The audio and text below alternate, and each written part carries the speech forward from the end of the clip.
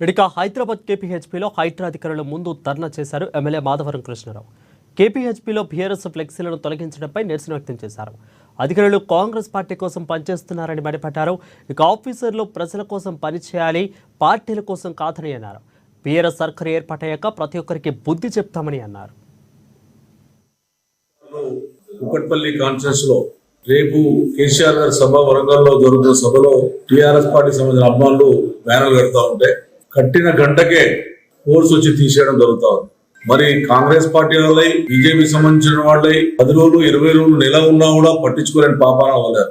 ఈ ప్రభుత్వం కింద ఇవి ఆఫీసర్స్ ఏ రకంగా పనిచేస్తున్నారంటే ఇంట్లో బానిసలాగా పనిచేస్తా ఉన్నారు. టీఆర్ఎస్ పార్టీ బ్యానర్స్ భయం ఎందుకు మనకు అర్థమైతే కాంగ్రెస్ పార్టీకి గంట సేపు కూడా ఉండకుండా వాళ్ళేమో బర్త్డేలకు అదేవిధంగా రకరకాల ప్రోగ్రాం పెడితే తీసి మున్సిపల్ ఆఫీస్ కడితే కూడా మున్సిపల్ అధికారులు తీయరు.